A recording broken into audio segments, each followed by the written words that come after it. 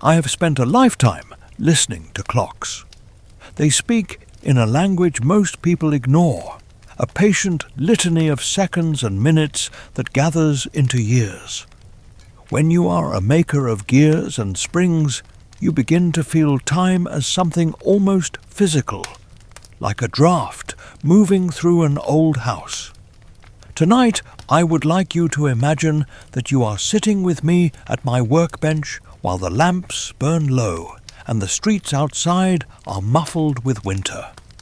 I will wind one last clock, and while it ticks between us, I will tell you about the Christmas when a wooden soldier began to breathe and a little girl stepped through the crack between the ordinary and the strange. My name is Drosselmeier.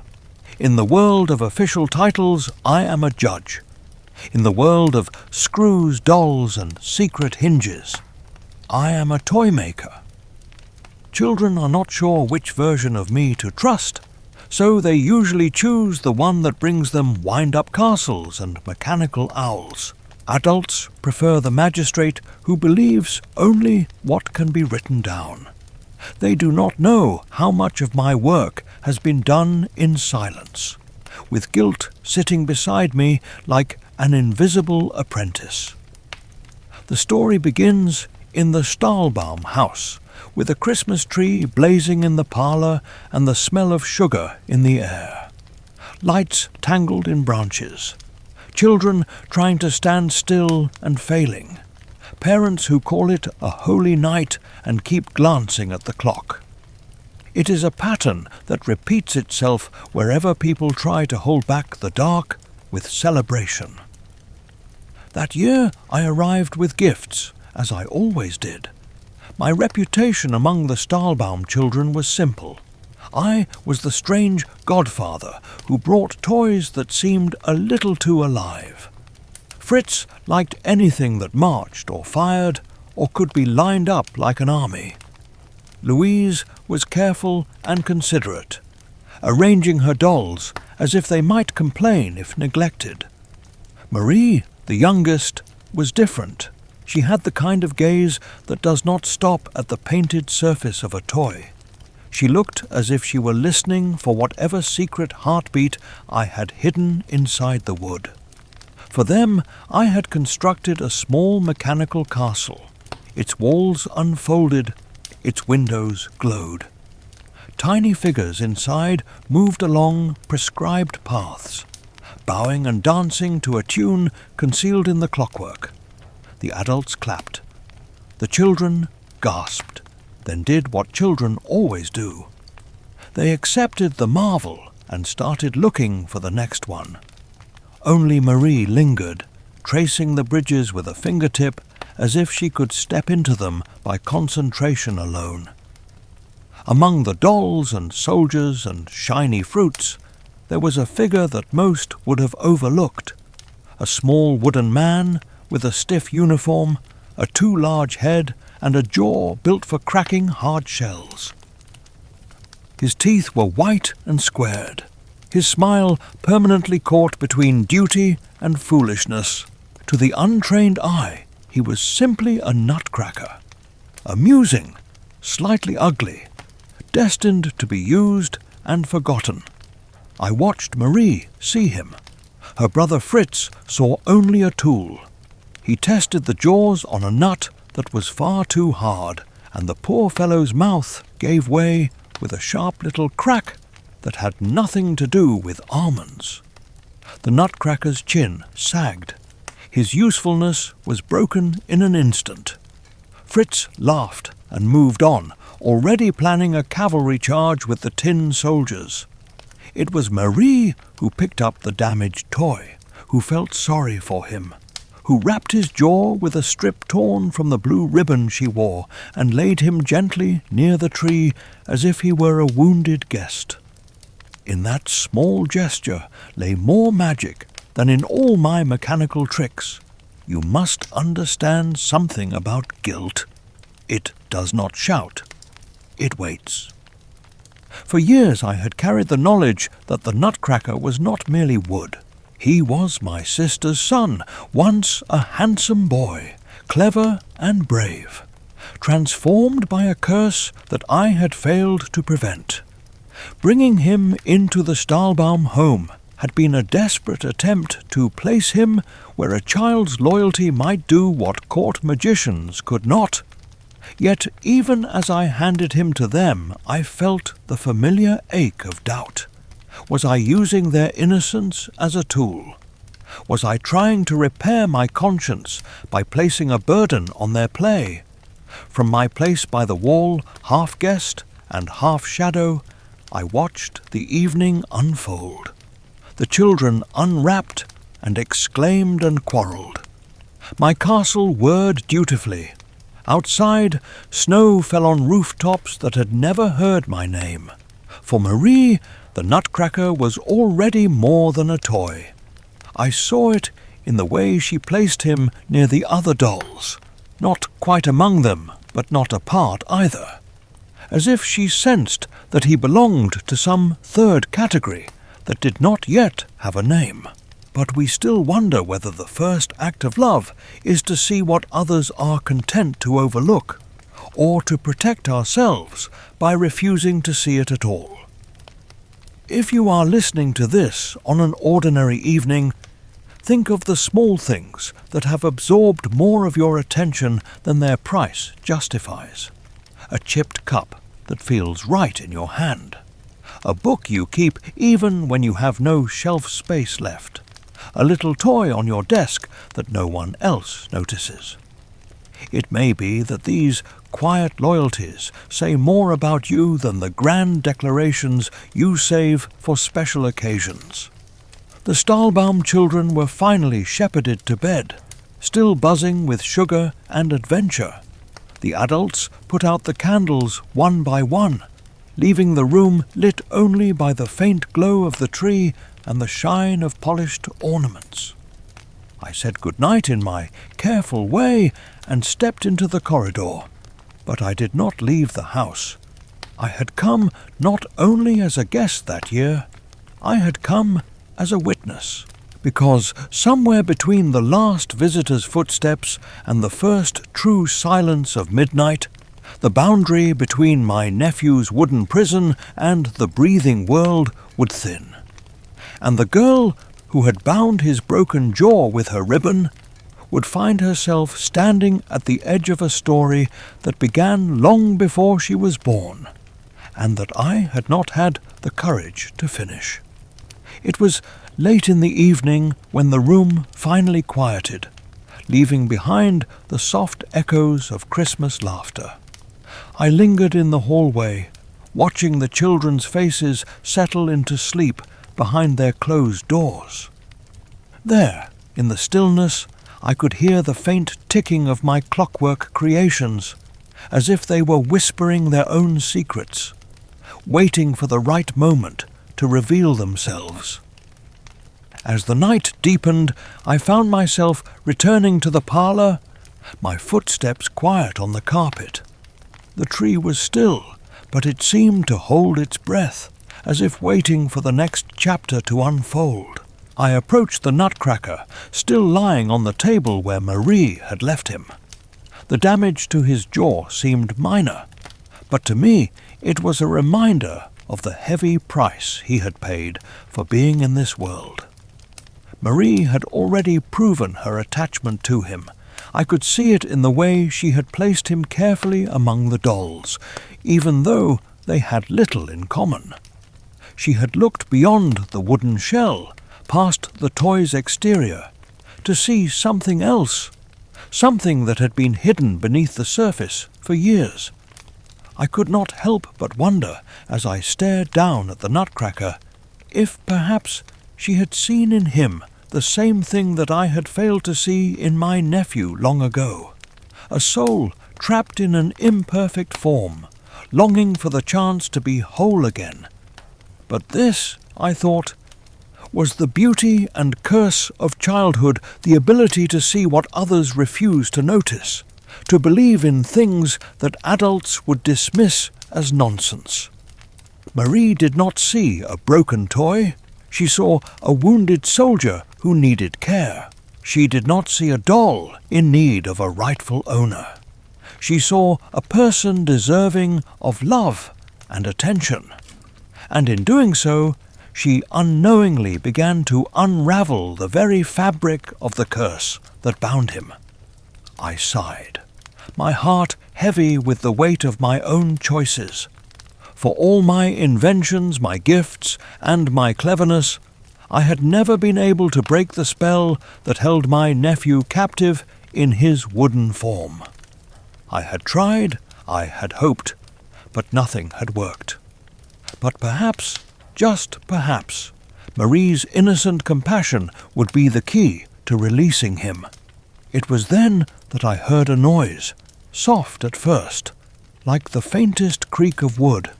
I turned, heart racing, and saw that the Nutcracker's small wooden mouth had begun to move, as though he was testing the possibility of speech. I took a cautious step forward, my breath held. Could it be? Could he finally be stirring from his long slumber?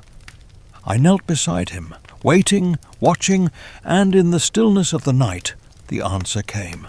It was a voice not loud, not commanding, but filled with a quiet desperation. "Help me," it said. My heart skipped. For years I had wished for this moment, the moment when the Nutcracker would speak, when the curse would lift. But now that it was here, I could not move. The weight of what I had failed to do for so long pressed down on me. I had kept him trapped in this wooden shell, hoping that magic or cleverness would one day undo the wrong I had helped create. But the truth was that only Marie's pure heart could undo what had been done.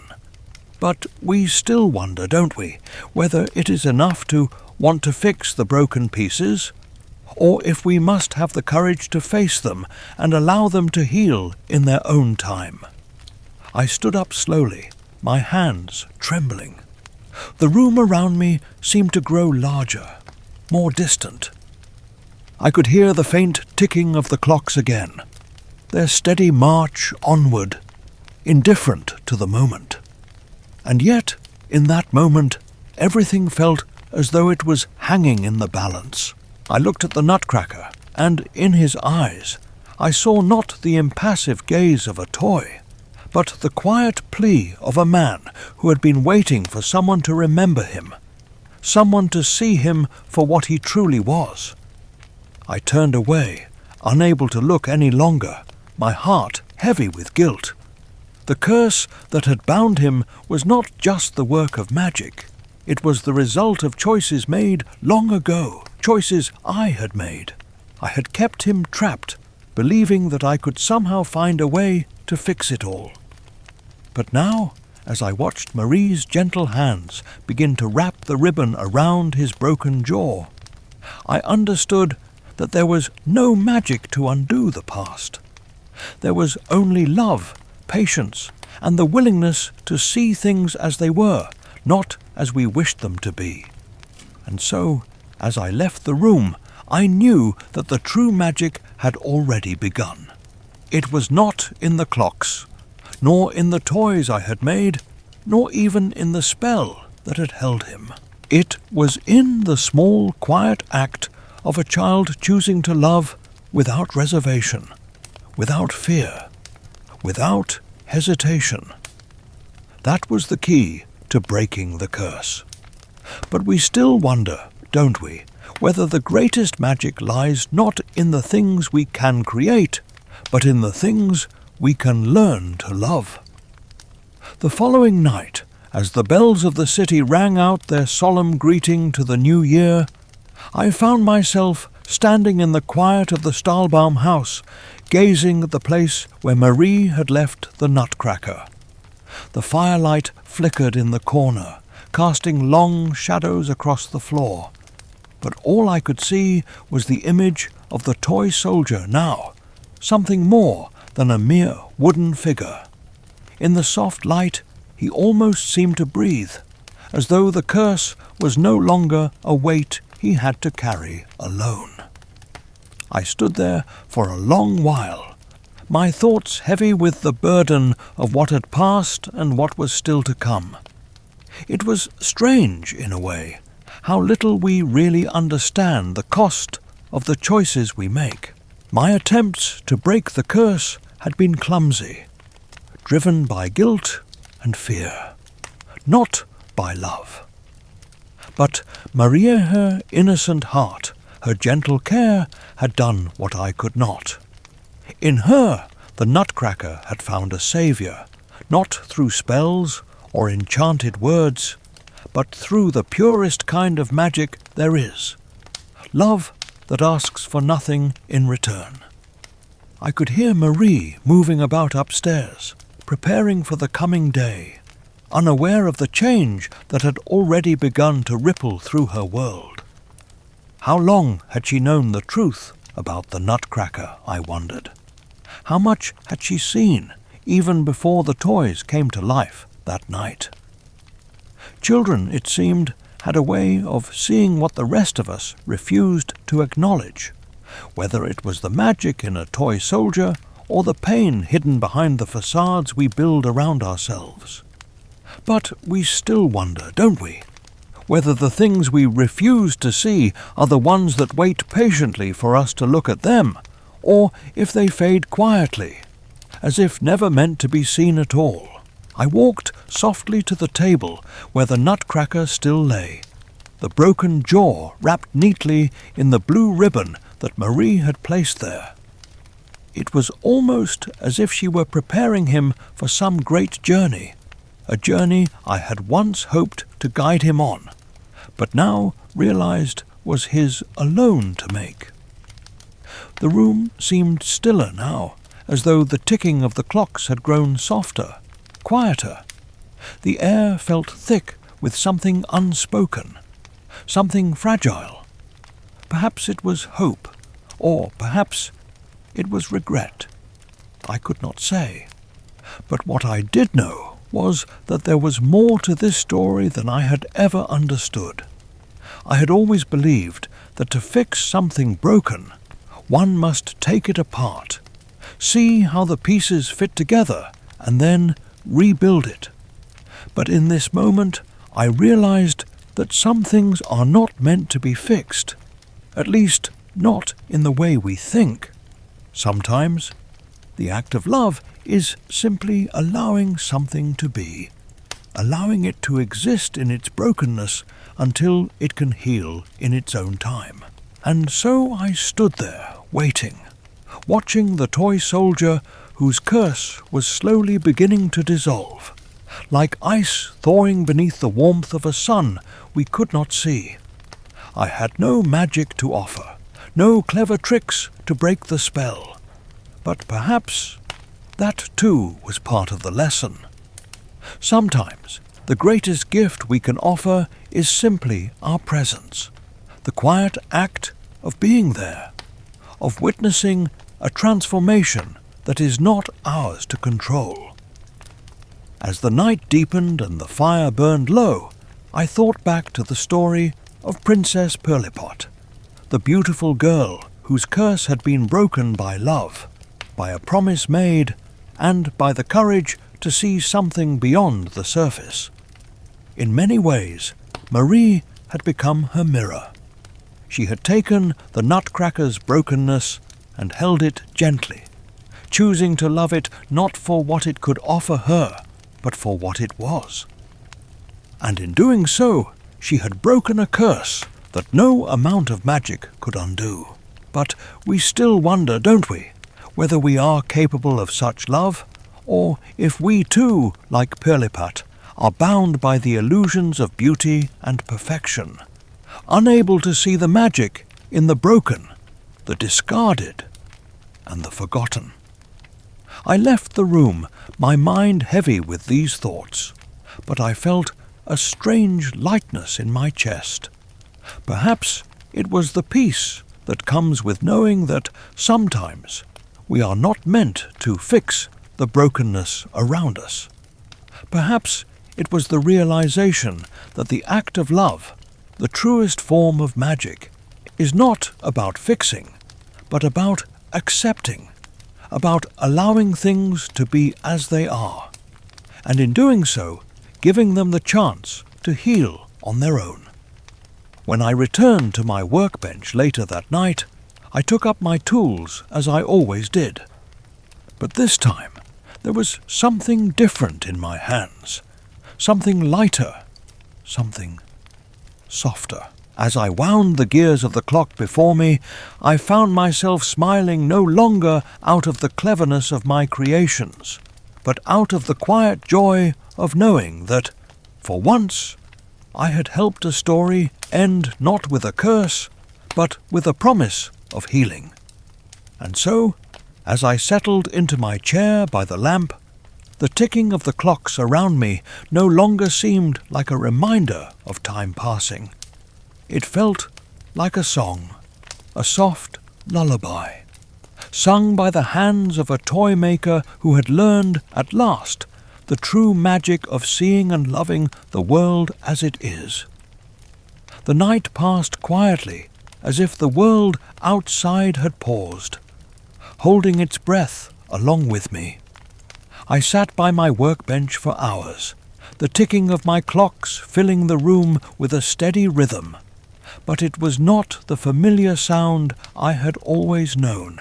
There was something different now, something softer in the ticking, as though the clocks themselves had become aware of the change that had taken place in the Stahlbaum house, in Marie's heart, and in the Nutcracker's transformation. I did not sleep that night. Instead, I watched the flickering light of the lamp dance across the room, casting long shadows on the walls. The fire in the hearth had burned low, but I could still feel its warmth, its quiet presence.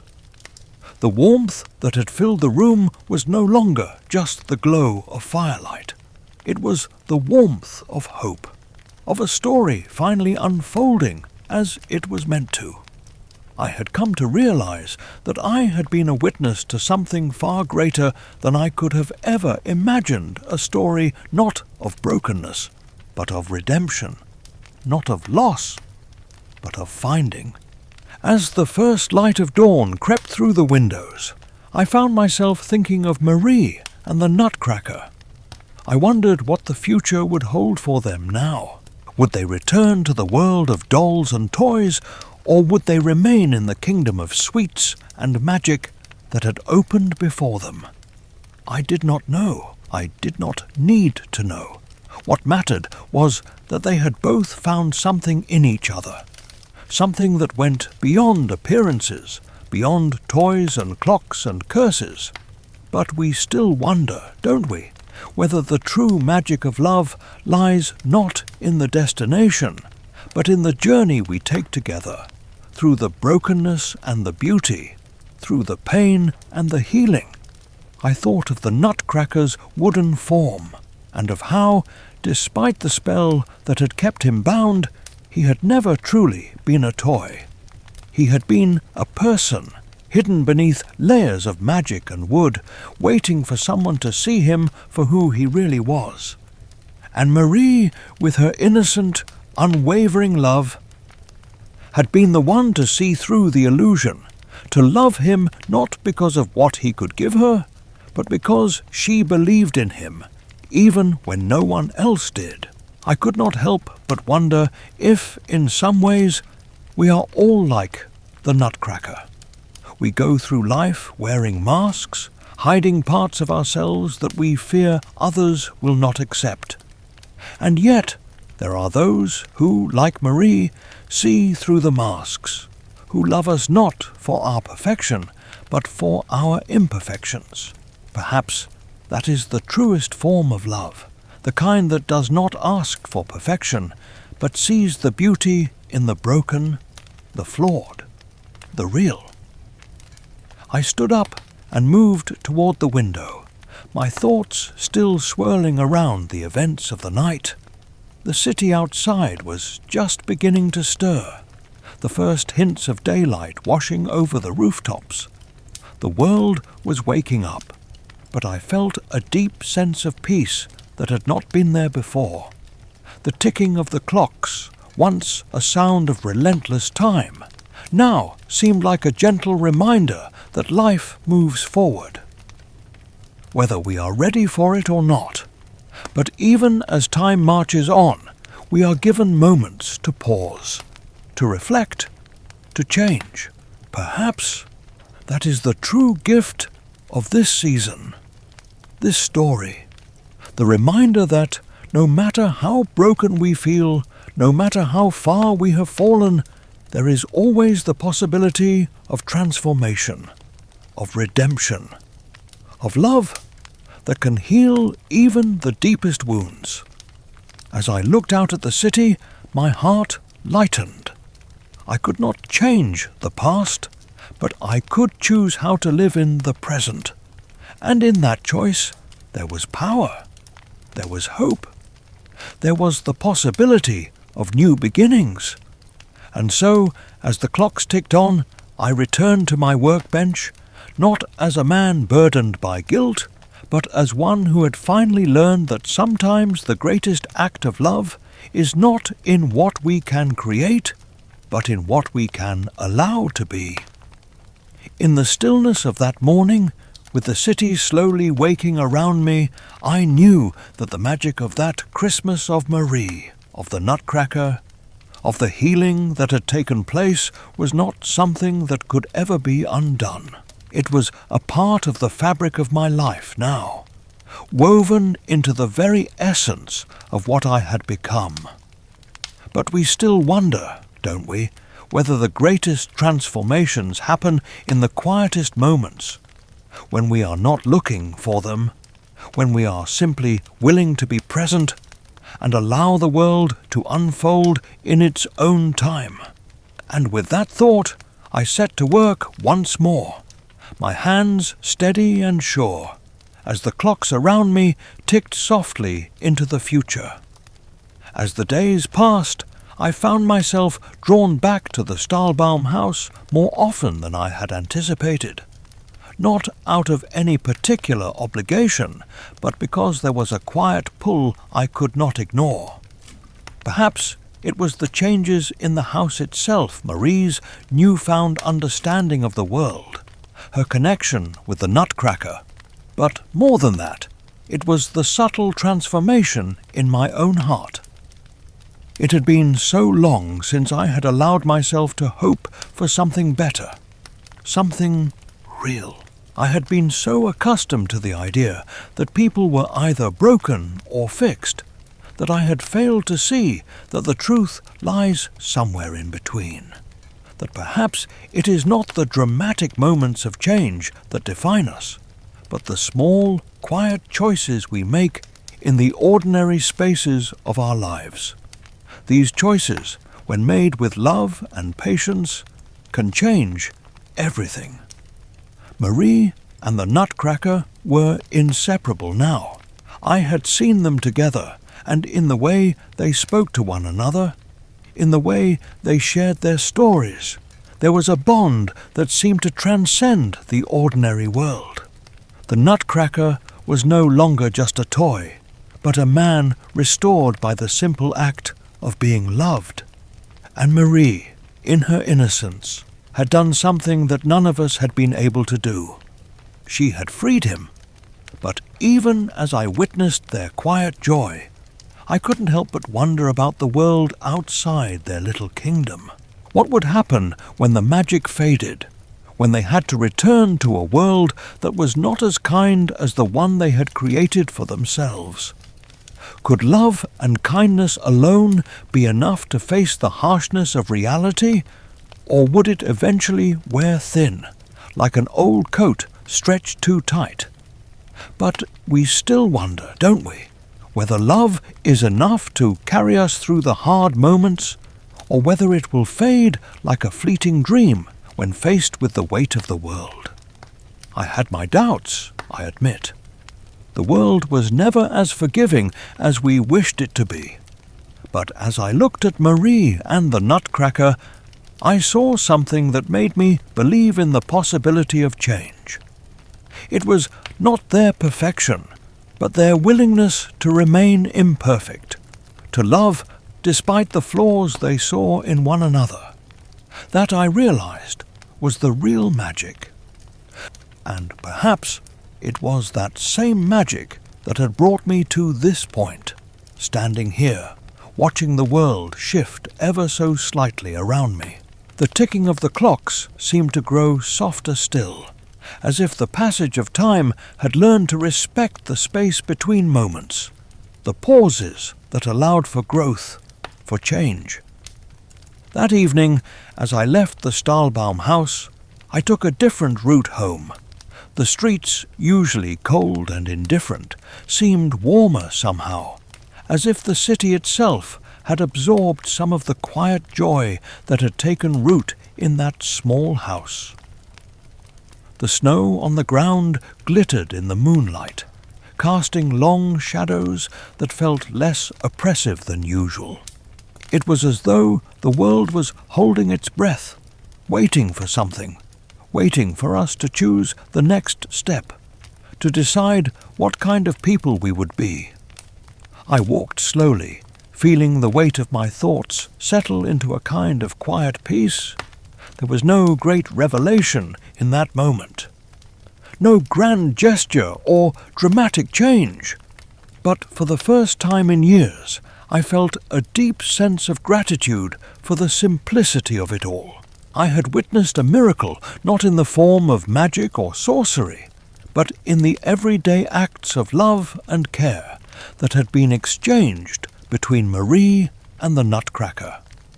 That was the real magic, the magic that could not be undone. And in that moment, I understood something I had long forgotten, that the greatest gift we can give is not in the things we create or the gifts we offer, but in the way we see one another, in the way we choose to love each other despite the brokenness and the imperfections. That was the lesson I had been waiting for all along.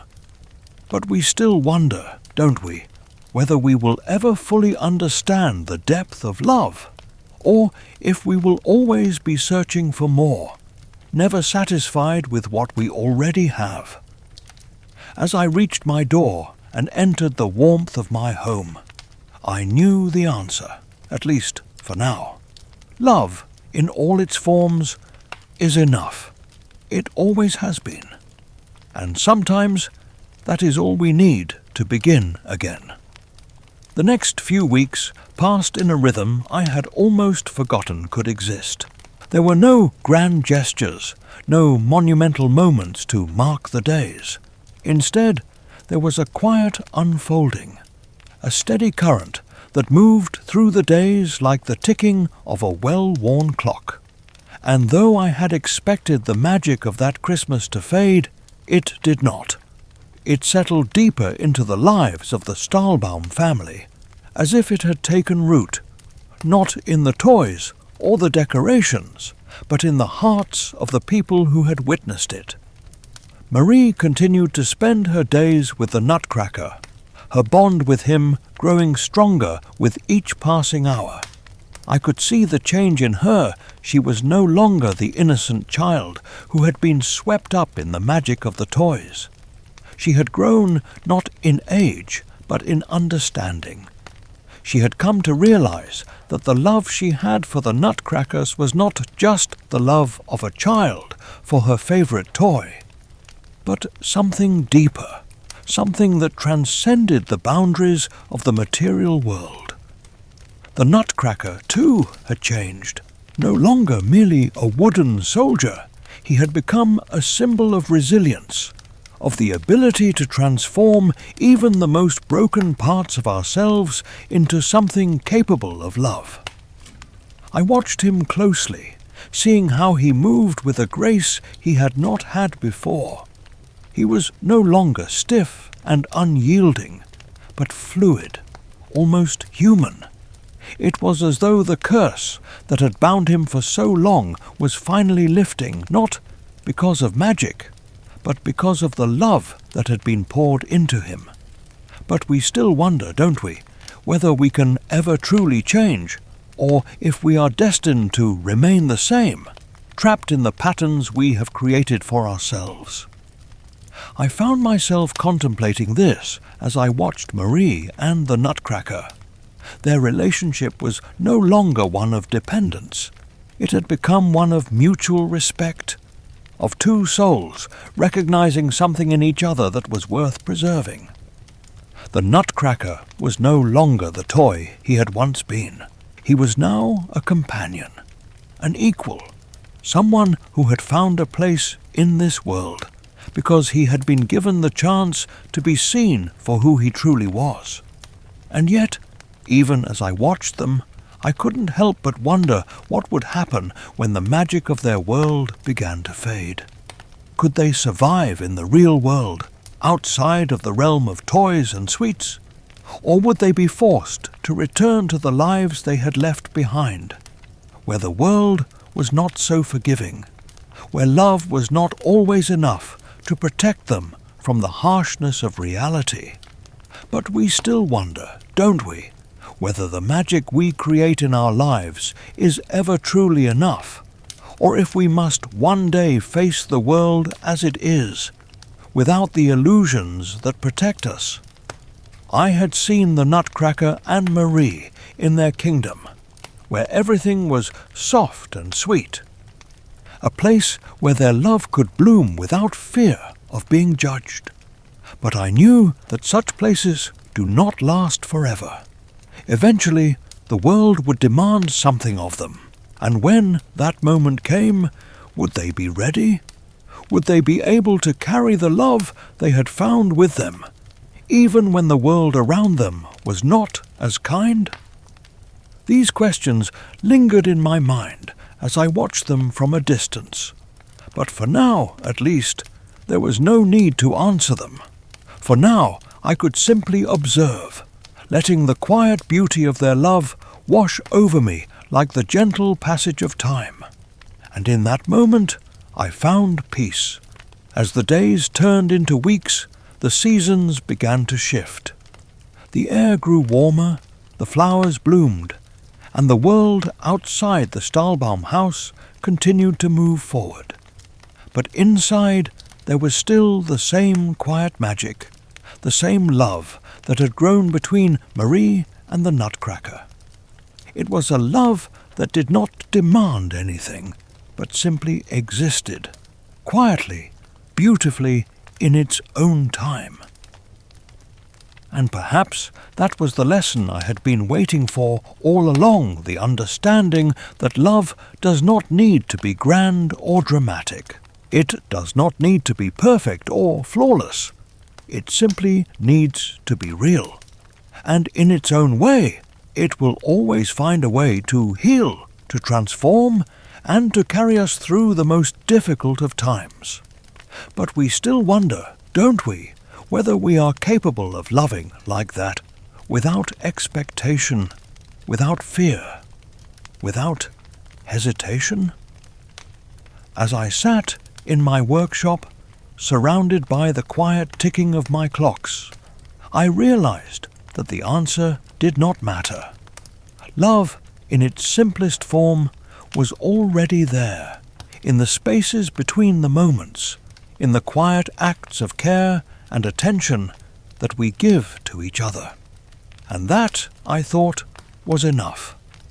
The days grew warmer still, and the passage of time seemed to take on a life of its own, flowing quietly, unhurried, as if it too had been touched by the magic that had settled in the Stahlbaum house. I often found myself thinking of Marie and the Nutcracker, their lives now intertwined in a way that was almost impossible to describe. To anyone else, it might have seemed like a mere childhood fantasy, a story that was bound to fade with the last embers of Christmas. But I knew better. I had seen the change in them, the transformation that had taken place, and I understood that it was not just magic that had brought them together, it was the simple, powerful act of seeing each other for who they truly were. But we still wonder, don't we, if the love we find in the quiet moments can survive the noise of the world outside, or if it too will fade when the magic slips away. I continued to visit the Stahlbaum house, though less frequently than before. There was no longer any need to watch from the shadows. The transformation had been made, and now it was their time to live it.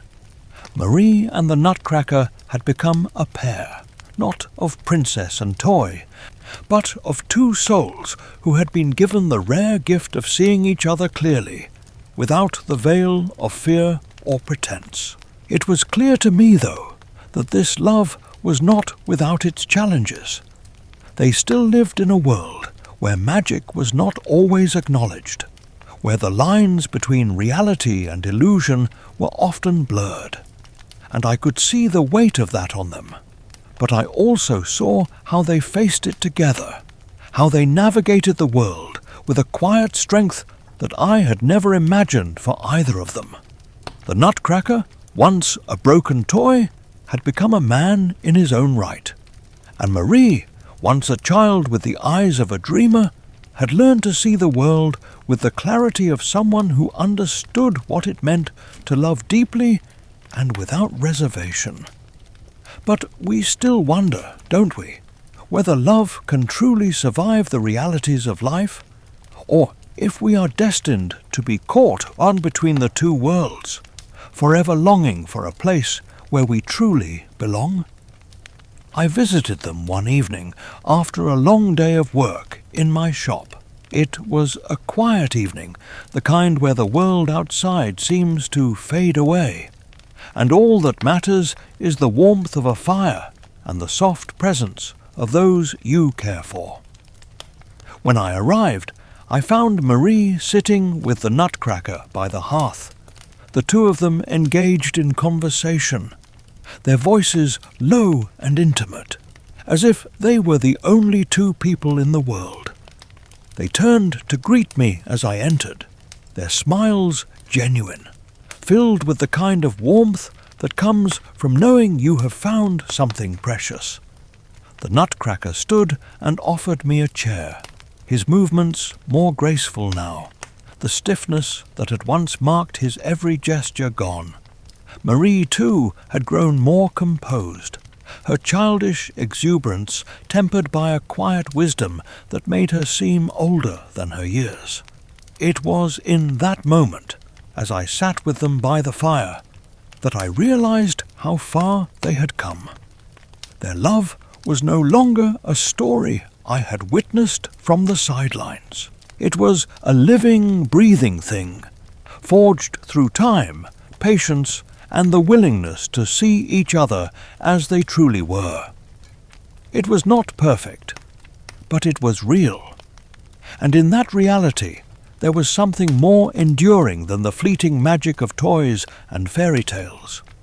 But we still wonder, don't we, if the love we create in our own lives can stand the test of time, or if it will eventually fade into the quiet of forgotten stories. We spoke for a while about nothing in particular, but everything at once. We laughed at the small things, the ordinary things, as if they were the most important things in the world. I watched them, and, for the first time in a long time, I understood what it meant to be truly at peace with the world. It was not the peace that comes from knowing everything will always be perfect. It was the peace that comes from accepting the imperfections, from embracing them as part of the story, and choosing to love them anyway. As the evening drew to a close, and I prepared to leave, I felt a sense of contentment settle over me. I had come to witness a transformation, to see something magical unfold before my eyes. But now I realized the true magic was not in the transformation itself. It was in the quiet moments that followed, in the simple act of living, of loving, and of choosing to be present in the world as it is. I walked home that night, the streets bathed in the soft glow of the moon, and I felt a strange peace in my heart, Perhaps it was because I had finally come to understand that love, in its truest form, is not about perfection.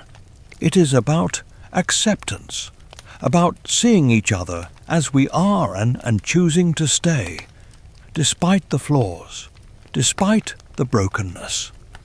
It is about being present for the small moments, the ones that often go unnoticed, but that hold everything together in the end. But we still wonder, don't we, whether we can find that kind of love in our own lives, or if it is something that only happens in stories, in the spaces between dreams and reality.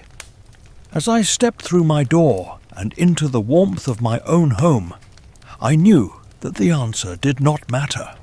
What mattered was that I had seen it, I had witnessed it, and in that witnessing I had been given the gift of understanding. And perhaps that, after all, is the greatest magic of all. As the days continued to pass, I could not shake the feeling that the story I had been a part of, the one I had been both witness and silent architect to, was still unfolding. The warmth in the Stahlbaum house had settled into a comfortable rhythm, but there was an unease beneath the surface, a quiet tension, perhaps. The kind that creeps in when something too perfect is just a little too fragile to last. And yet, even in this uncertainty, I found myself reflecting on the changes that had taken place, both in the lives of Marie and the Nutcracker, and in my own. I had always been a man who sought control, who believed that if you could just plan well enough, build well enough, you could protect yourself from the uncertainties of life. But here I was, watching two people, one a child, the other a transformed toy, navigate their own path without any of the structures I had so carefully put in place for myself. And somehow they were finding their way, creating something beautiful and lasting out of what seemed like brokenness and imperfection. But we still wonder, don't we, whether it is the structure that truly holds us together, or whether it is the things we cannot control, the brokenness, the uncertainty that make us whole. One evening, I visited the Stahlbaum house once again. This time, it was later in the day, just as the light was fading and the evening was settling into its quiet rhythm. I had been walking for hours, my mind tangled in thoughts I could not quite untangle. The air was thick with the smell of wood and snow, and the city, which had once felt like a cage, now seemed to open before me, vast and endless. I arrived at the house and found Marie and the Nutcracker sitting by the fire, just as they had so many times before. But there was something different about them tonight, something that I couldn't quite place. They were not the same two figures I had seen just weeks ago. They were changed. The Nutcracker, still as graceful as ever, had begun to move with an ease that reminded me of a man who had long ago accepted his place in the world. He was not a toy anymore. He was a person, a soul. And Marie, who had once been so caught up in the wonder of the toys and the magic of the world around her, had become something else entirely. She was no longer just a child.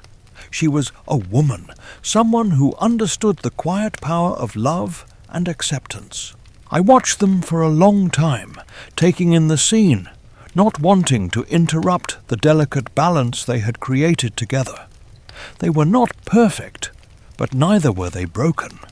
They had learned to live with their imperfections, to find beauty in the cracks and the crevices, and to build something from the fragments that had once seemed like shattered pieces of a life. But we still wonder, don't we, whether it is in the brokenness that we find our true strength, or if the cracks are just reminders of how much we still have left to fix. I lingered for a while, watching them, before they finally noticed me standing in the doorway. Marie smiled, and the Nutcracker nodded in greeting, as if nothing had changed, as if the world outside had no hold on them at all. There was no tension between them, no fear that things might fall apart. They were simply present, together, in the quiet of the evening. I sat down with them, and we spoke, as we always did, about nothing in particular and everything at once. But this time the conversation felt different. It felt more real, more grounded. There were no pretensions, no facades. We spoke as people who had come to understand that life was not about perfection, but about the moments we shared, the love we gave, and the courage we had to keep going, even when things were not perfect. As I left their house that evening, I walked into the night with a new understanding. For so long I had been a man who believed in control, in structure, in the need to keep things in their place. But now I saw that the true beauty of life lay not in the things we could control, but in the things we could not.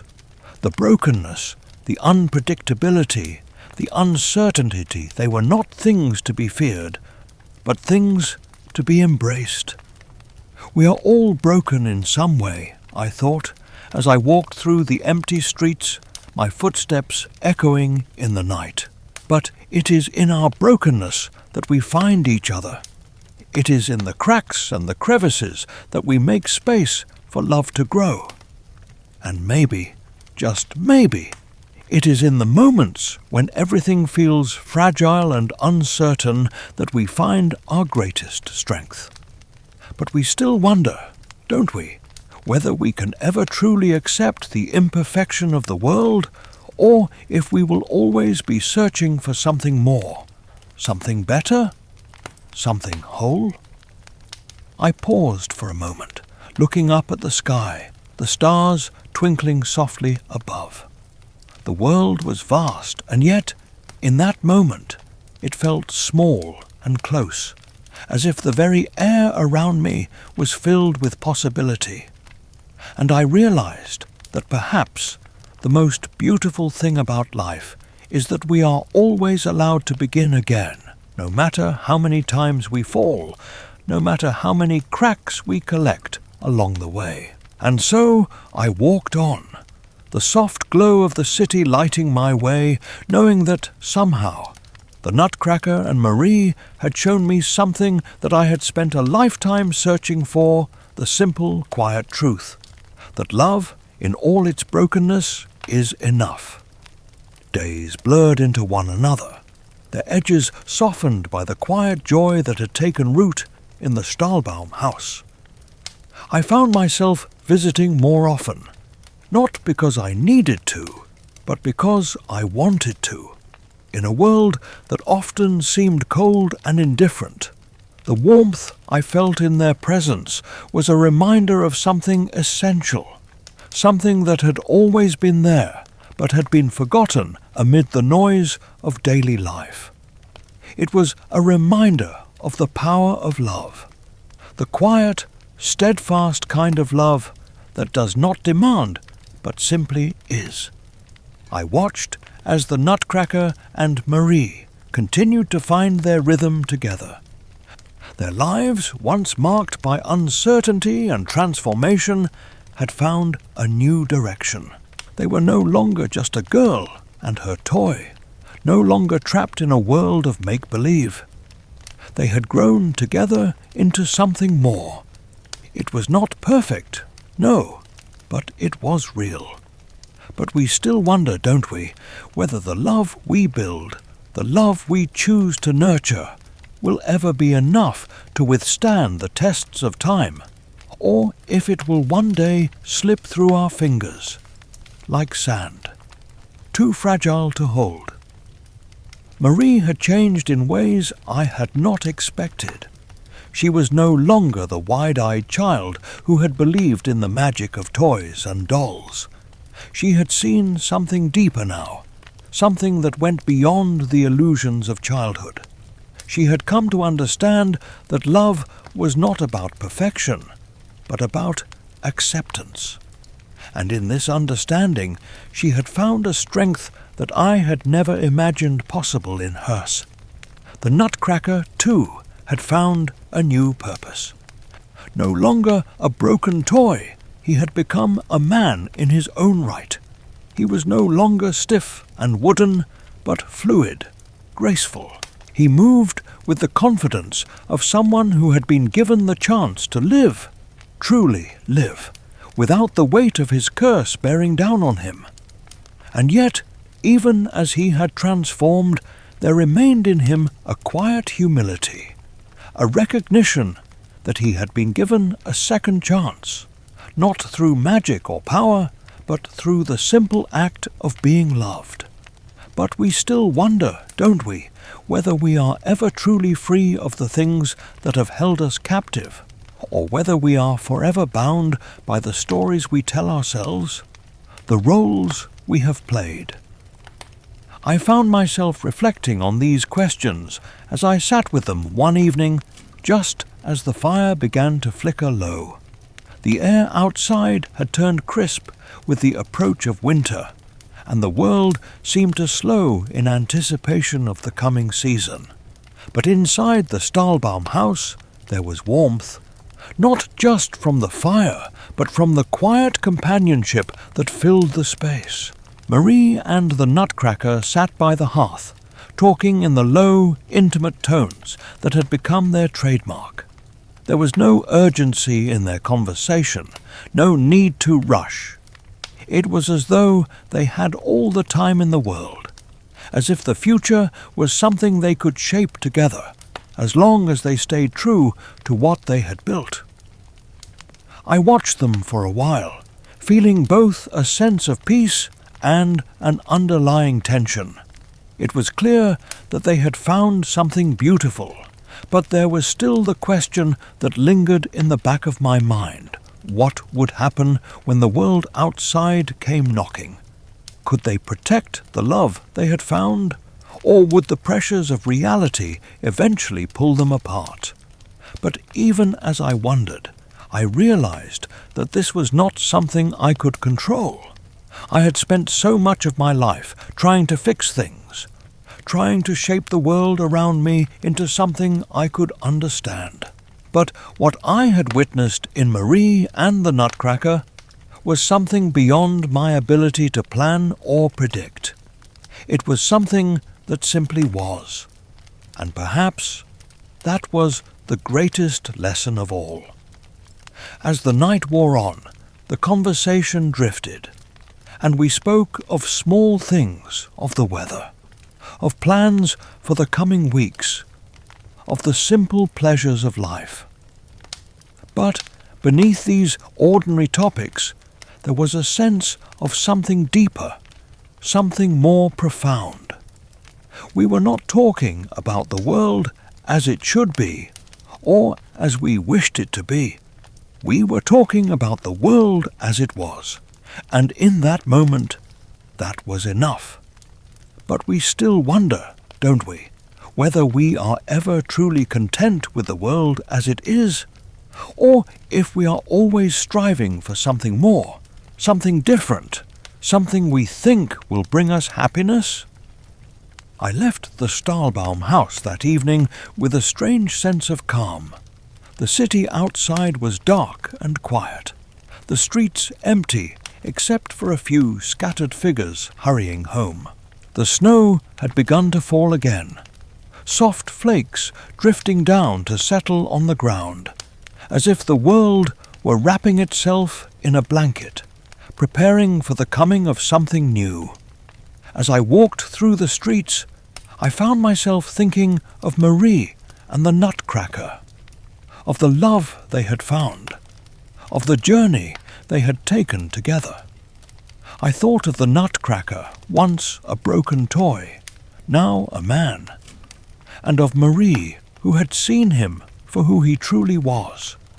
And I wondered, not for the first time, if there was something I could learn from their story. Perhaps it was this, that love, in its truest form, does not seek to change the world around us. It simply accepts it, with all its flaws, with all its brokenness, and chooses to love it anyway. That is the real magic. Not in the grand gestures, not in the fireworks or the fairy tales, but in the quiet moments, the small choices, the simple acts of love that go unnoticed by the world but that shape everything in the end. And so, as I walked through the snow-covered streets, I knew that I had witnessed something truly remarkable. A love that had grown not out of perfection, but out of acceptance. And in that love, I saw the possibility of a new kind of magic, one that I could carry with me, not in the toys I made or the clocks I wound, but in the way I chose to see the world, and the people in it. But we still wonder, don't we, whether we can ever truly embrace the imperfections of the world, or if we will always be searching for something better, something more perfect, something that will make us feel whole. For now I had the answer I needed. I had seen love in its purest form, and in that I had found peace. The world around me continued to move forward, just as it always had. The streets of the city grew busier as winter began to release its hold, and the small, quiet moments of magic that had taken root in the Stahlbaum house began to feel more distant. Yet, as I went about my work, I carried with me the lessons I had learned from Marie and the Nutcracker. Their story had changed me, not in any grand or dramatic way, but in the quiet, unseen manner that love often does. It had taught me that there was more to life than control, more to it than fixing things that were broken. It had shown me that sometimes the greatest strength lies not in changing the world, but in accepting it, in embracing it as it is. But we still wonder, don't we, whether the things we cannot control are the ones that shape us most, or if we are forever bound by the desire to change them, to make them fit into our idea of what they should be. I continued to visit the Stahlbaum house, though less frequently than before. There was no longer a need for me to watch over them as I had in the beginning. The Nutcracker had found his place, and Marie had become someone I could almost no longer recognize as the girl I had first met. She was no longer just a child, wrapped in wonder and innocence. She had grown, not just in age, but in wisdom. She understood now that love was not always easy, not always perfect, but that it was real, and that was enough. As I sat by the fire with them one evening, I realized that I was witnessing the final act of a story that had begun long before I had ever entered the picture. The Nutcracker, who had once been a broken toy, was now a man in his own right, and Marie, who had once been a girl who believed in magic, had learned to see the world with the eyes of someone who understood that love was not just about what we wanted from others, but about what we were willing to give. But we still wonder, don't we, whether we can ever fully embrace the idea of love without expectation, or if we are forever bound by the need to be loved in return. That evening, as the fire flickered and the world outside settled into its familiar rhythm, I asked them both a question that had been on my mind for some time. What comes next for you? The Nutcracker, now a man, looked at me with a quiet smile. What comes next is not something we can predict, he said, but I know that whatever it is, we will face it together." Marie, her eyes filled with a wisdom that belied her years, nodded in agreement. "Love is not about knowing what happens next," she said softly. "It's about being willing to walk through it no matter where it leads." And in that moment I understood. The journey they had taken together through the brokenness, the pain and the joy was not about the destination. It was about the willingness to walk through it, side by side, hand in hand, without fear of what might come. It was about loving, not because it was easy, but because it was worth it. But we still wonder, don't we, if we have the courage to face the unknown, to walk into the future without knowing what it holds, or if we are forever bound by the need for certainty. As I left the Stahlbaum house that evening, I walked through the streets of the city with a new understanding. The snow had stopped falling, and the air was crisp, the stars shining brightly above. The world was still, but in its stillness it felt full of possibility. I had learned through Marie and the Nutcracker that love was not just a feeling, it was a choice to see the world as it is, to accept it and to love it. Flaws and all, and in that choice I had found peace. Perhaps I thought that is the greatest lesson we can learn in this world.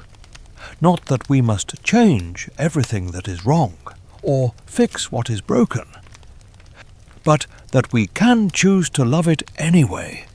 We can choose to accept the imperfections, the messiness, the uncertainty, and in doing so, we find a kind of magic, not in what we change, but in how we choose to see.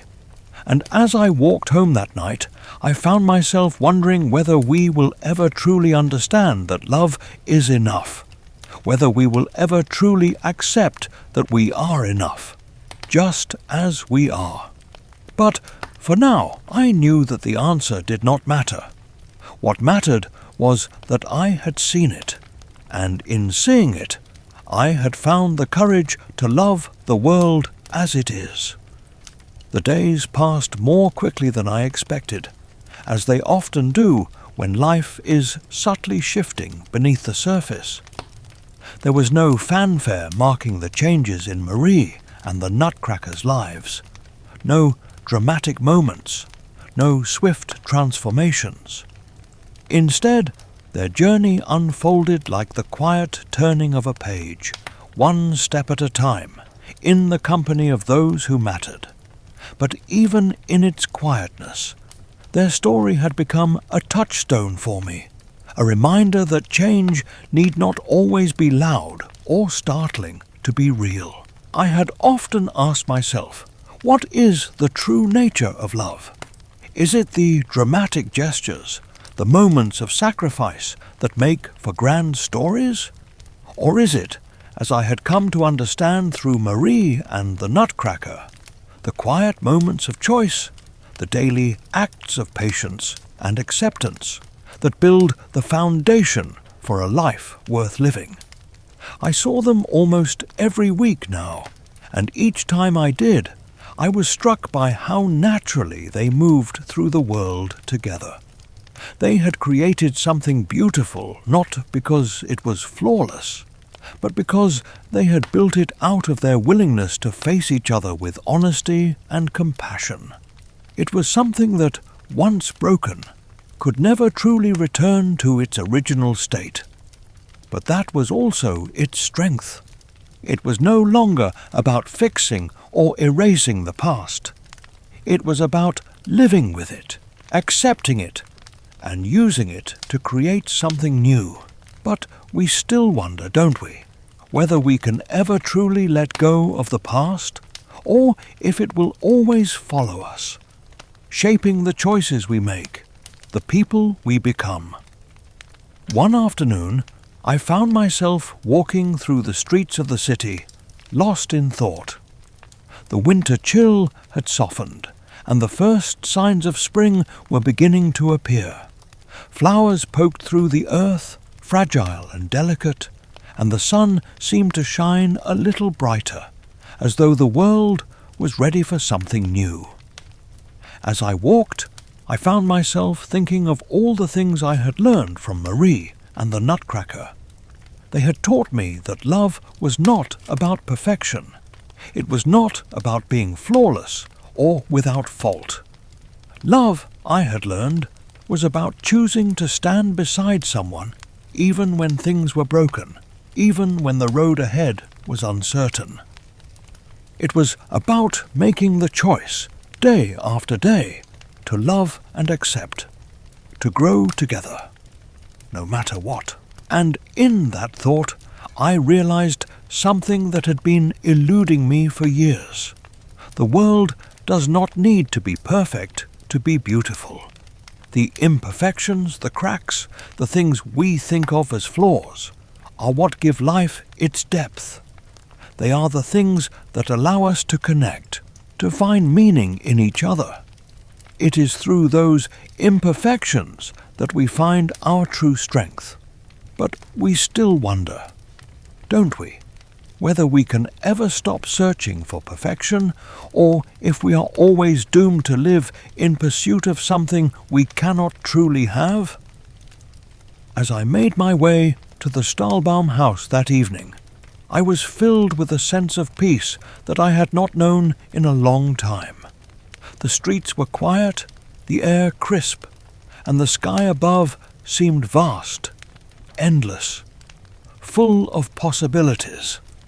I had come to understand, in my own way, that the story of Marie and the Nutcracker was not just a story of magic and transformation. It was a story of acceptance, of seeing the world for what it is, and choosing to love it anyway.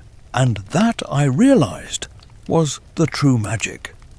Not in what we fix, not in what we change, but in how we choose to love. As I approached the house, I could see the glow of the fire through the windows. I knocked softly on the door, and Marie opened it with that same warm smile I had come to know so well. The Nutcracker stood beside her, his once wooden frame now imbued with the grace of a man who had been given the freedom to live as he truly was. They greeted me like old friends, as though no time had passed since I had last seen them. We sat by the fire, talked about the small things, what had happened that week, the changes in the world around us, and in those quiet moments, I realized that this was where the real magic was. Not in the grand events, not in the big moments of transformation, but in the way we choose to be present for each other. In the way we choose to see each other, not as we wish we were, but as we truly are.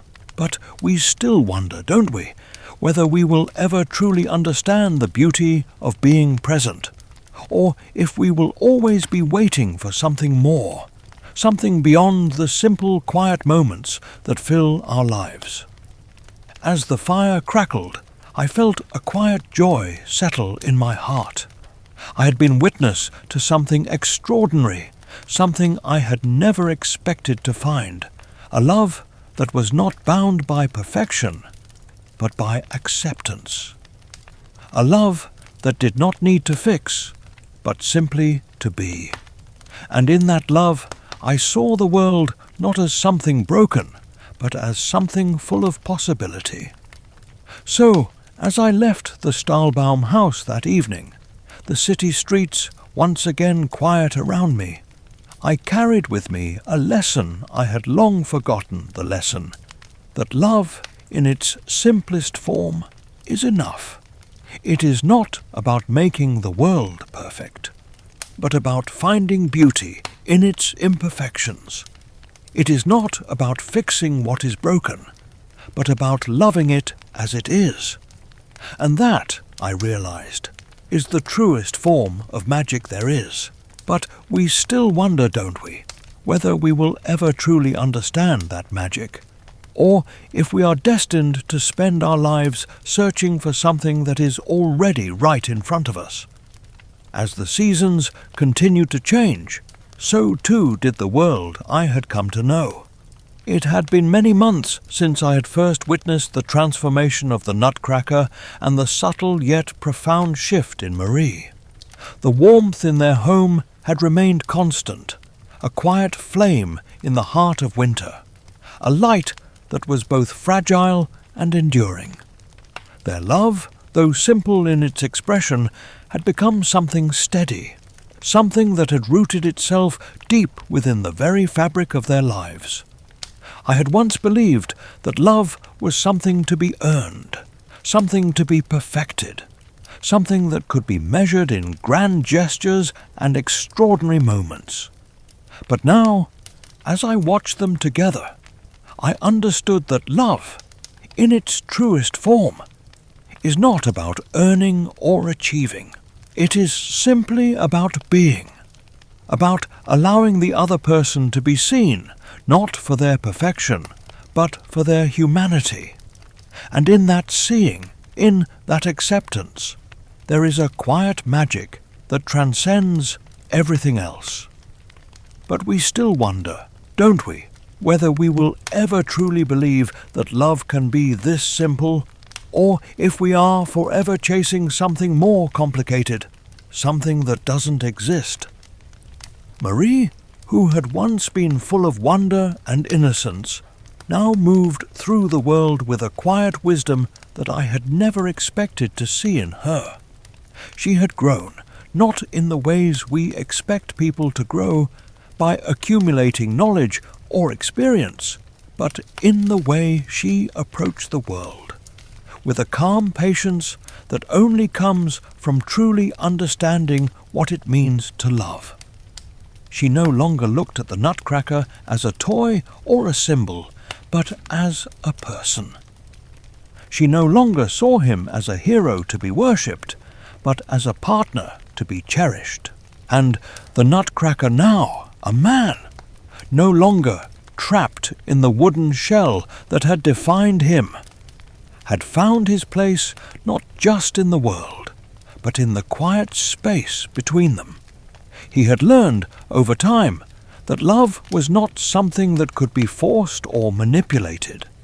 It was something that grew when nurtured, something that bloomed in the spaces between words and actions, in the quiet gestures that speak louder than anything else. But we still wonder, don't we, if we are ever truly able to see the people we love for who they really are, or if we are always caught up in the image of what we want them to be. I visited them again, as I often did, and found them sitting together by the fire. The room was quiet, save for the soft crackling of the logs and the occasional sound of Marie's voice as she spoke of small things, the weather, the news of the town, the changes that had come with the passing of another year. It was a conversation full of the ordinary, the everyday moments that most people would overlook. And yet, in those moments, I saw a deeper truth than I had ever expected to find. I watched as the Nutcracker, with his once stiff posture now more relaxed, smiled at her, a smile that was not just one of affection, but of deep understanding. It was the kind of smile that comes from truly knowing someone, from seeing them in their entirety flaws and Arlen loving them anyway. And Marie, in turn, looked at him with the kind of love that was quiet and steady, a love that had grown over time and had become a part of her, as natural as breathing. But we still wonder, don't we, if we can ever truly reach that place, where love is not something we seek to change, but something we simply accept as it is. As I sat with them, I could not help but think of all the moments that had led up to this one. The Nutcracker's broken jaw, the battle with the Mouse King, Marie's unwavering love each of these moments had been part of a story that had woven itself into the fabric of their lives. And yet, despite all the struggles, despite all the uncertainty, they had arrived at this point not as a perfect couple, but as two people who had found each other in the mess of life and had chosen, every day, to love. It was in that moment that I realized something I had missed before. Love is not about perfection. It is about presence.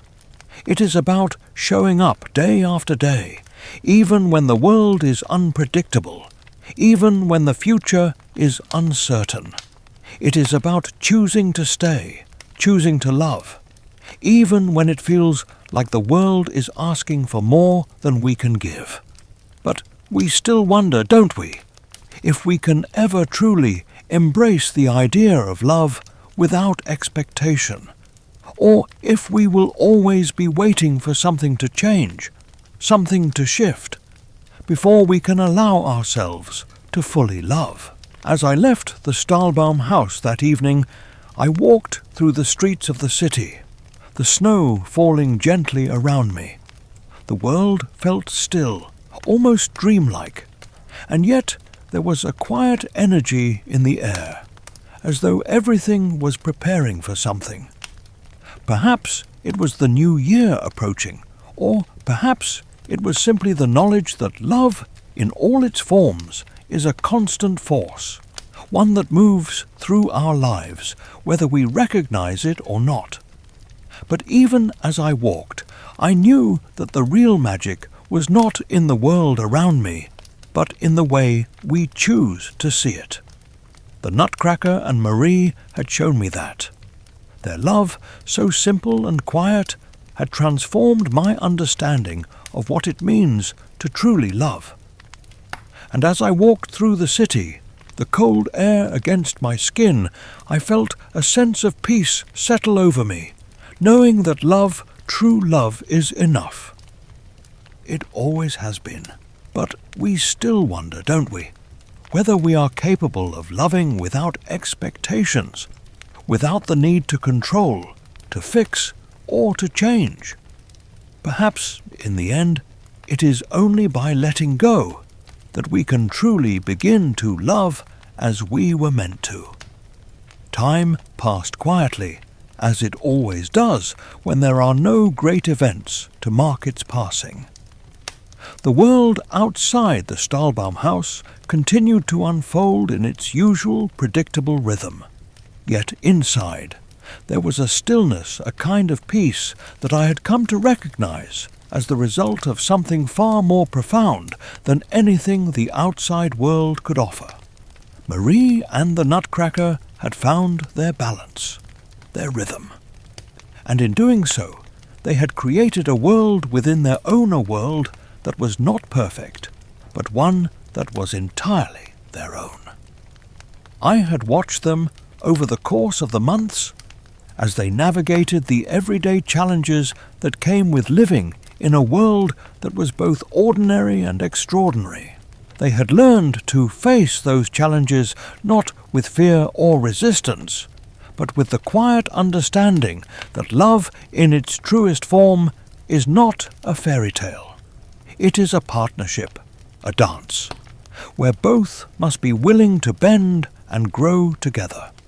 And in that understanding, they had found a strength that I had never expected to see in them, and certainly not in the Nutcracker, who had once been nothing more than a broken toy. But we still wonder, don't we, whether we can ever truly embrace the idea that love is not something we seek to perfect, but something we simply choose to live within, with all its messiness and beauty. I visited them again one evening, as I often did, and found them sitting together by the fire, as they had so many times before. The warmth from the hearth filled the room, and the soft glow of the candles cast gentle shadows on the walls. The air was thick with the scent of pine and cedarwood, and the world outside seemed distant, as if it no longer mattered. Marie looked up as I entered, a smile lighting up her face. The Nutcracker now, fully himself, no longer the wooden soldier, but a man. A partner stood and offered me a seat. There was no longer any awkwardness between us, no more hesitation. They had built a life together, and that life had become a place where love was not something that needed to be fought for or earned, but simply accepted.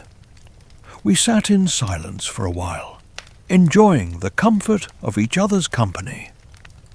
The evening passed in the quiet way that all evenings seem to pass. When you are with those you care for, no grand conversations, no sudden realizations, just the steady presence of being with someone who understands you. But we still wonder, don't we, if there is more to life than these quiet, unspoken moments, or if these are the very moments that make life worth living. As I sat there, I found myself reflecting on everything I had seen in their lives, everything I had witnessed in their love. It had been a journey, one that was not always easy, not always filled with certainty, but it was theirs. And in the end, that was enough. They had found something that so many people search for their whole lives, but never quite grasp. A love that was real, a love that was steady, a love that was built on the simple but profound understanding that it does not need to be perfect to be worthy. I had once believed that love was something that could be measured, something that could be quantified and understood. But now I knew better.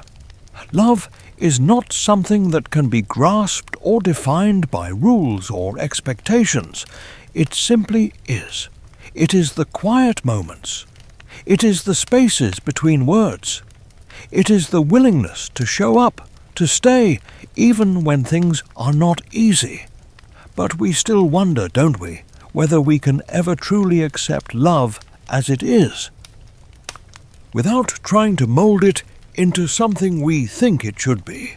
As the fire crackled, I found myself thinking of all the moments I had spent with them, of the first time I had entered their home, of the first time I had seen Marie and the Nutcracker together. I had watched them struggle, yes, but I had also watched them grow, slowly and steadily, into something beautiful. Their love was not perfect, but it was real. And in that reality, I saw something I had never understood before. Love is not about grand gestures. It is not about perfection.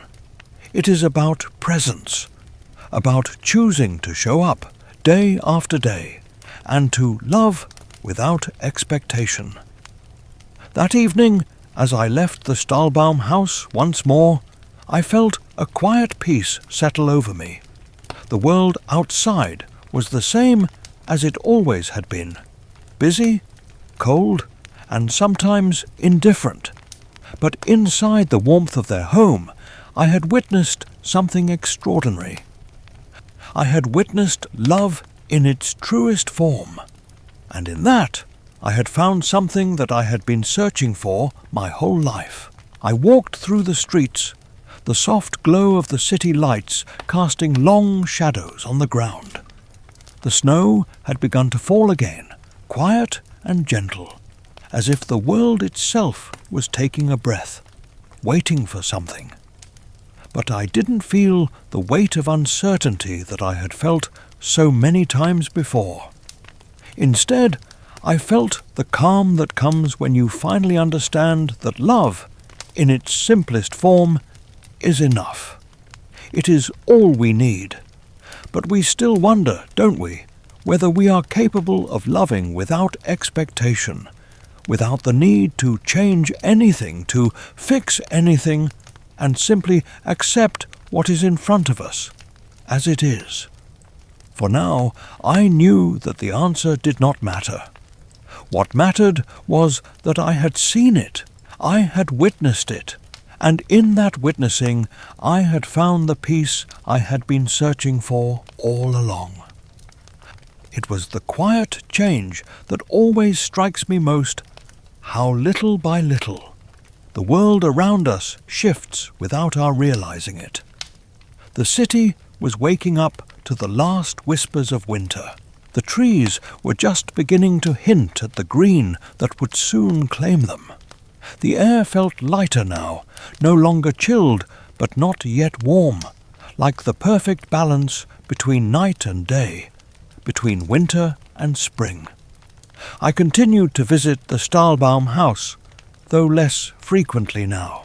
It had become a place of peace for me, not because there was something missing, but because everything I had hoped for in some quiet way had come to fruition. Marie and the Nutcracker had found something that, for me, seemed so rare, a love that was not demanding, not desperate, but steady, like the ticking of a clock that simply does its work, without fanfare or expectation. But we still wonder, don't we, if we ever truly recognize when we've found peace, or if we spend our lives chasing something else, something just out of reach. One evening, after a long day in my shop, I made my way to their home. The snow had stopped falling, but the sky remained overcast, as if the world were holding its breath, waiting for something. As I approached, I noticed the warm light spilling out from the windows, the soft glow that had become so familiar. It was like stepping into a moment suspended in time, a moment that was neither rushed nor heavy, with the weight of expectation. Inside, I found Marie and the Nutcracker sitting by the fire, just as I had so many times before. The same warmth, the same quiet presence. There was no dramatic change, no sudden revelation, just the two of them, sitting side by side, sharing a moment of peace. Marie looked up as I entered, a smile lighting her face. "Godfather," she said softly, her voice as gentle as the evening light. The Nutcracker, too, nodded in greeting, his posture relaxed, as if he had finally found a place where he belonged. And in that moment, I saw something that I had missed before. It wasn't just love that had transformed them, it was acceptance. They had accepted each other as they were flaws, brokenness and all, and in doing so, they had found something far more enduring than perfection. They had found peace, not in what they had achieved or what they had been, but in what they were now. But we still wonder, don't we, whether we can ever truly accept ourselves as we are, or if we are always searching for something to fix, something to improve. I sat with them, and for a while there was nothing to say. No grand truths, no deep reflections. We simply sat in the quiet warmth of the room, listening to the fire crackle, watching the shadows dance on the walls. I realized then that this was what I had been waiting for all along, not a grand moment, not a revelation, but the simple peace that comes when you finally found your place in the world. We spoke in quiet tones, sharing small thoughts, discussing the little things that make up a life, what had happened that day, plans for the future, the simple, unremarkable moments that make up our days. And as I listened to them, I felt a quiet joy settle in my heart. They were no longer the young girl and the broken toy I had once met. They were something more, something real. They were a pair who had learned that love does not need to be earned, nor does it need to be perfect. It simply needs to be true. But we still wonder, don't we, if we will ever stop searching for the perfect version of love, or if we will always be chasing an ideal that does not exist. As the evening drew to a close, I stood to leave, my heart full of the quiet joy that had settled in that house. The streets outside were empty, the city quiet beneath a sky that had begun to clear. I walked slowly, letting the peace of the night settle over me. The weight of uncertainty that had once filled my life seemed lighter now, as if, through witnessing their love, I had been given a gift that I had never expected to receive. For the first time in a long while, I felt as if I had found my place in the world, not through achievement or control, but through acceptance. I had seen that love, when it is real, does not require perfection. It does not require answers. It simply requires us to be present, to accept each other as we are, and to love without condition. But we still wonder, don't we, whether we can ever truly be present in our own lives, or if we will always be looking for something beyond what we already have. As I walked through the quiet streets, I knew the answer didn't matter. What mattered was that I had seen it. I had witnessed the true magic of love, and in that, I had found peace. For the first time, I understood that the greatest gift we can give is not in grand gestures, not in the things we do, but in the quiet moments we share with those we love. And with that understanding, I returned home, carrying the quiet peace of the Stahlbaum house with me, knowing that no matter what came next, I had already witnessed the kind of love that makes life worth living. As the months turned into years, the seasons continued their endless cycle, and the world outside the Stahlbaum house seemed to move with its usual haste. The clocks, always ticking, never stopped. But inside, there was something different.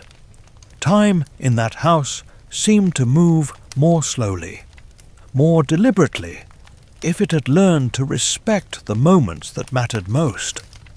I had visited often, each time noticing the subtle changes in Marie and the Nutcracker, though they were no longer the central focus of my thoughts as they once had been. They had come to embody something that I had once thought was beyond me, the understanding that love is not a fleeting thing.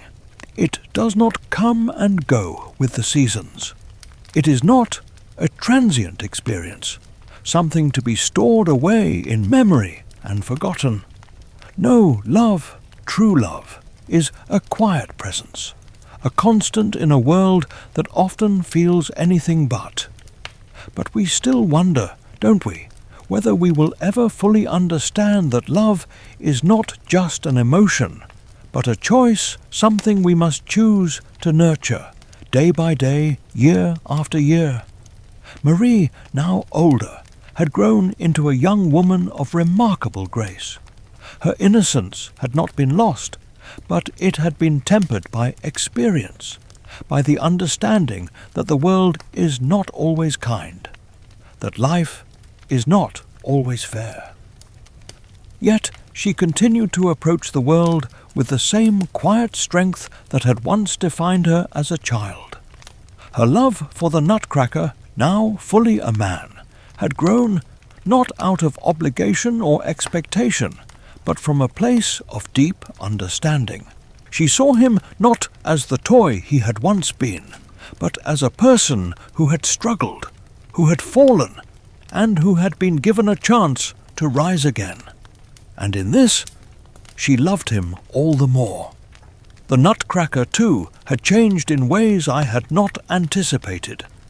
No longer the stiff wooden soldier, he was a man who had found his place in the world, not just through the love of a child, but through his own acceptance of his past and his future. The The curse that had once bound him had faded, not because it had been broken by magic, but because he had learned to live with it. He no longer needed to be perfect. He no longer needed to be something he was not. He simply needed to be himself. And in that simplicity, he had found peace. But we still wonder, don't we, whether we can ever truly accept ourselves as we are, without the need for approval, without the need to measure up to some ideal of perfection. One evening, as I visited them once more, I sat quietly by the fire, watching as they moved through their lives with an ease that had once seemed impossible. The Nutcracker, now a man, had taken on more responsibility in the household, assisting with the business and ensuring that everything ran smoothly. Marie, too, had found her place, not just as a daughter, but as an equal partner in the life they had built together. They were no longer two separate beings, but a unified whole one that had been shaped by their love, their struggles, and their acceptance of each other. As I watched them, I felt a deep sense of gratitude, not just for the love that had blossomed between them, but for the quiet lessons they had taught me. They had shown me that love is not about control. It is not about trying to make the world fit into a mold we have created. It is about letting go of expectations, letting go of the need to be perfect, letting go of the idea that we can fix everything that is broken. And in letting go, we make room for something else, something far more powerful. We make room for love to grow in its own time, in its own way, without the pressure to become something it was never meant to be. But we still wonder, don't we, if we can ever truly let go of the need to control, to fix, to make things perfect? I walked away from the Stahlbaum house that evening, feeling lighter than I had in years. The world outside had not changed. It was still busy, still uncertain, still full of the same struggles and challenges. But I no longer felt burdened by the weight of those things. I had learned through Marie and the Nutcracker that love does not need to be perfect to be real. And in that truth I had found peace. As I walked through the city, the cool night air brushing against my skin, I realized that I had been searching for something for most of my life, a magic, a love, a truth that had been there all along. I had spent so many years trying to fix what was broken, trying to control what I could not, trying to shape the world into something it was never meant to be. But now I saw that the true magic was not in the fixing, not in the perfecting, but in the acceptance, the letting go. And in that letting go, I found freedom. Not the freedom to escape from the world, but the freedom to live within it, with all its imperfections, with all its messiness, with all its beauty. But we still wonder, don't we, whether we will ever truly find that freedom, or if we will always be bound by the need to fix, to change, to make everything just right. As I continued my walk, I knew the answer did not matter. What mattered was that I had seen it, had experienced it, and had learned the most important lesson of all, that love, in its truest form, is enough. It always has been, and that, perhaps, is the greatest magic of all.